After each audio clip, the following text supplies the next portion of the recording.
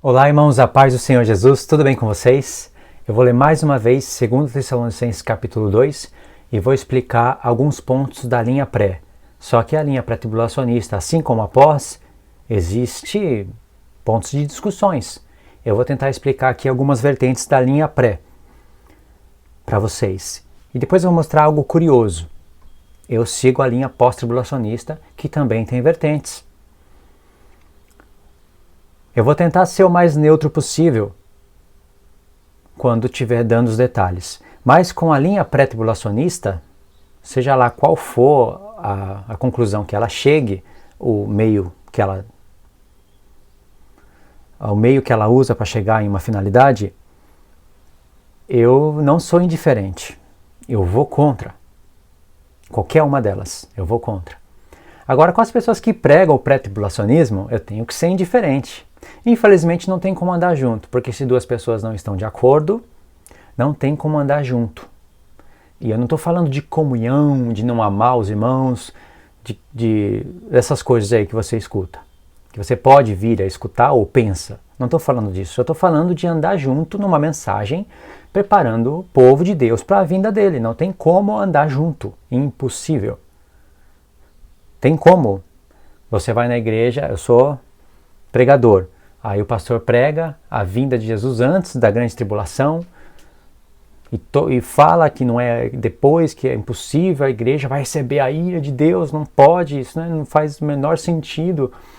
A ira de Deus caiu sobre o filho e vai cair sobre a esposa também, torcendo vertentes da linha pós-tribulacionista, talvez de propósito, talvez inconsciente, talvez de propósito. Aí no outro dia eu congrego na mesma igreja, vou lá e prego tudo ao contrário. Tem como andar junto? Não tem. Então vocês entenderam, né? Eu vou tentar ser o mais indiferente possível com os pregadores, se bem que eu não vou citar nome. Vocês vão saber, se vocês já acompanham, são curiosos, vocês vão conseguir se lembrar do nome deles. Agora, se vocês não conhecem, porventura, vocês podem conhecer aí pelo YouTube. Agora, com a linha pré, não tem como ser indiferente, eu vou diretamente contra. Então, eu vou destacar alguns pontos. 2 Tessalonicenses capítulo 2, a partir do verso 1 diz: Irmãos, no que diz respeito à vinda do nosso Senhor Jesus Cristo e à nossa reunião com Ele, nós vos exortamos a que não vos demovais da vossa mente com facilidade, nem vos perturbeis, quer por espírito, quer por palavra, quer por epístola, como se procedesse de nós, supondo tenha chegado o dia do Senhor. Dizem que o dia do Senhor é a grande tribulação, e se você vai nos profetas, você vai ver que o dia do Senhor manifesta a ira dele. Então, se a ira de Deus está no dia do Senhor, e isso é a grande tribulação, e Paulo diz, nós somos livrados da ira, levando tudo isso em consideração, você vai acreditar, então, é levado a acreditar que a igreja não participa da grande tribulação, porque não pode participar da ira de Deus. Estou tentando ser o mais neutro possível. É lógico que a igreja não participa da ira de Deus, né? Por favor. Então, essa daqui eu acho que está em todas as vertentes da linha pré. Aí no verso 3 diz, ninguém de modo algum vos engane, porque isto não acontecerá, sem que primeiro venha a apostasia e seja revelado o homem do pecado, filho da perdição. Ponto. Verso 3. Algumas vertentes diz, ninguém de modo algum vos engane. Eu estou fazendo um repeteco do verso 3. Porque isto não acontecerá. Isto o quê? Você vê que no contexto ele fala, no verso 1, contexto imediato. Irmãos, a respeito da vinda do nosso Senhor Jesus Cristo e da nossa reunião com Ele, ou seja, concluindo, através da vinda de Jesus acontece a nossa reunião com Ele. Aí você vai ver que ele continua falando, você não perde a linha, né? A que não vos demovais da vossa mente com facilidade, nem vos perturbeis, quer por epístola, quer por espírito, quer por palavra, quer por epístola, como se procedesse de nós, supondo tenha chegado o dia do Senhor. Então, o que eu entendo aqui é que o dia do Senhor, que vem como um ladrão, traz a vinda de Jesus, que vem como um ladrão. Isso tem nas Escrituras. E o que acontece? os que estiverem despreparados vão ser surpreendidos por esse dia, mas a igreja que está em luz não vai ser surpreendido por esse dia, porque está em luz. Não quer dizer que, estou falando do meu ponto de vista, não quer dizer que está no céu, mas sim que não vai ser surpreendida. É claro, se a igreja estivesse no céu, ia ser surpreendida como? E se eu sou pré-tribulacionista, ensinaria a igreja com as palavras mais lógicas e as que são faladas sem volta nenhuma pelos que seguem a linha pré-tribulacionista. Vós não estáis em trevas para que aquele dia vos surpreenda, visto que estaremos no céu, nas bodas, ou visto que seremos arrebatados antes. Essas palavras que são faladas claramente, sem volta nenhuma, elas não aparecem na carta de Paulo. Nas cartas de Paulo, de Pedro, de alguma maneira, eles encontraram complicações ao escrever as coisas. Entende? Então eu posso interpretar e levar para onde eu quiser, conforme a linha que eu sigo. Então o que eu leio aqui é que isto não acontecerá, não se refere só ao dia do Senhor, porque eu não perdi a conexão do verso 2 para o verso 1. É rapidinho. Irmãos, no que diz respeito à vinda do nosso Senhor Jesus Cristo e a nossa reunião com Ele, que é através da vinda, nós vos exortamos que não perde a conexão, não perca a conexão.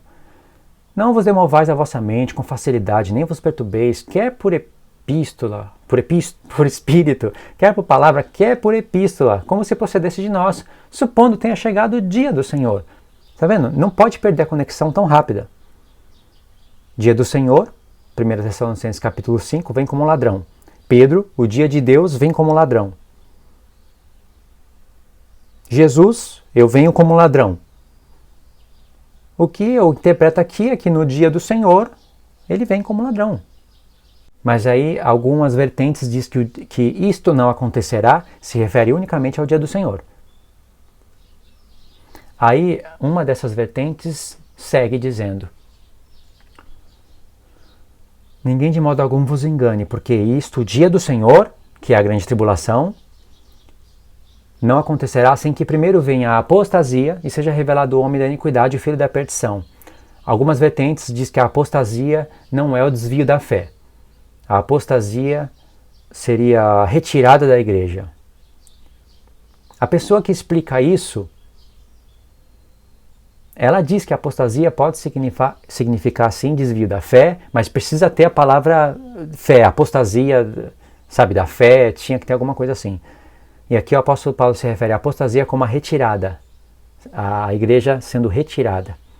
Então, primeiro a igreja retirada, o dia do Senhor, que seria a grande tribulação, não vem porque a igreja teria que ser a apostasia, retirada, e aí ser revelado o homem do pecado, o filho da perdição.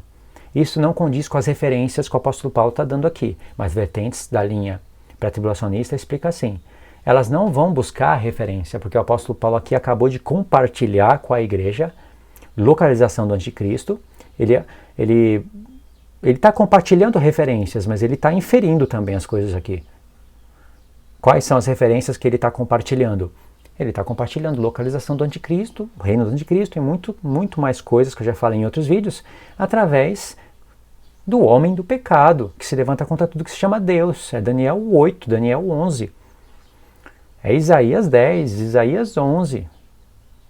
Mas as pessoas não recebem, não está chegando o link para essas pessoas, então elas vão interpretando conforme a linha, né? Conforme a linha que querem seguir. Outras vertentes do pré-tribulacionismo diz que o homem do pecado, talvez você se assuste um pouco, mas existe. É novo, não é velho, mas existe. Que o homem do pecado, o filho da perdição, se cumpriu em Maomé, em Mohammed. Eu tô concentrado para não fazer expressões irônicas, porque é difícil. Estou tentando ser neutro.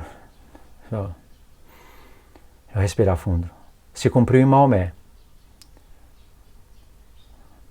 Eu não consigo fazer um semblante estranho agora, esquisito. Se cumpriu em Maomé. E Paulo não estava falando conscientemente a respeito de Maomé, porque ele não conhecia, mas se cumpriu Maomé, ele trouxe a apostasia e hoje a apostasia está aí.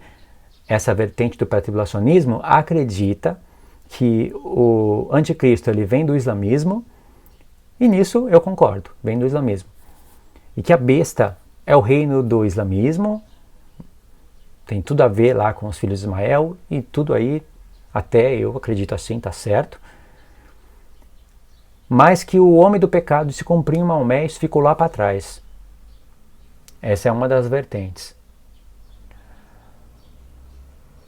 Aí, o homem do pecado, o filho da perdição, que seria Maomé, que introduziu, praticamente ele introduziu esse livro ao Corão, que hoje você sabe como é que é o negócio, né? É feio. O Corão que blasfema contra Deus e tudo mais. Se cumpriu em Maomé. Agora, segura essa linha na mente, segura essa vertente. Verso 3. Ninguém de modo algum vos engane, porque isto não acontecerá sem que primeiro venha a apostasia e seja revelado o homem do pecado. Coloca aqui, Maomé, o filho da perdição, o qual se opõe e se levanta contra tudo que se chama Deus e objeto de culto, a ponto de assentar-se no santuário de Deus. Não tem na história isso? Ostentando-se como se fosse o próprio Deus. Maomé não fez isso, pelo contrário, ele dá honra lá. Não vos recordais de que ainda convosco eu costumava dizer-vos essas coisas?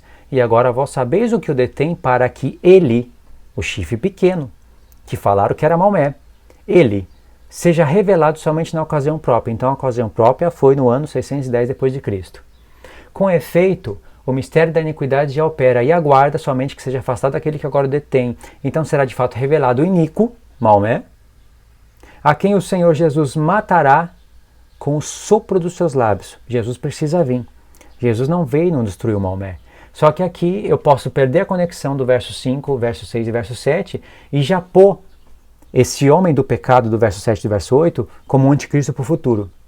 Então, o verso 4, 5 e 6, a referência que ele mandou para Daniel 8 é Maomé, e no verso 7, 8, 9 a conexão foi perdida e de alguma maneira o apóstolo Paulo colocou o anticristo para o futuro.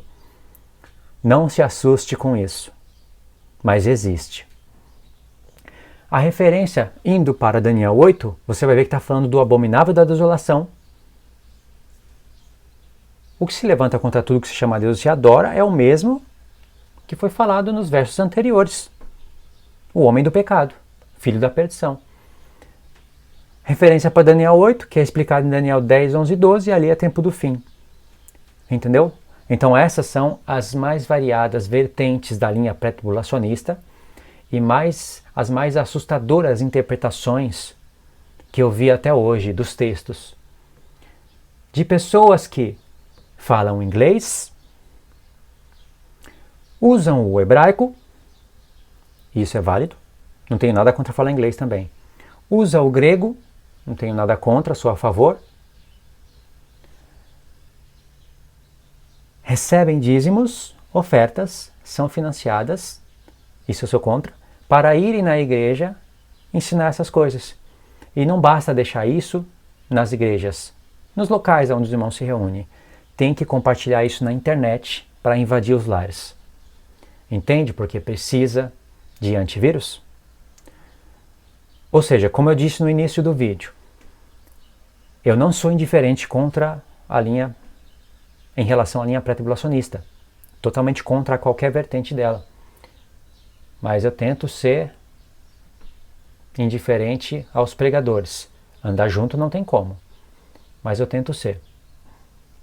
Porque todas essas coisas trarão consequências severas para a igreja e, consequentemente, será cobrado das pessoas que pregaram isso, que se esforçaram mesmo, que rebateram todos os argumentos que vieram para trazer luz para elas, para alertar elas do perigo que isso vai trazer para a igreja. Todas as que se esforçaram, que rebateram, essas pessoas vão prestar conta do efeito que a linha pré-tribulacionista vai causar na ocasião própria. Porque agora não tem grande tribulação, não tem perseguição, não causa efeito nenhum.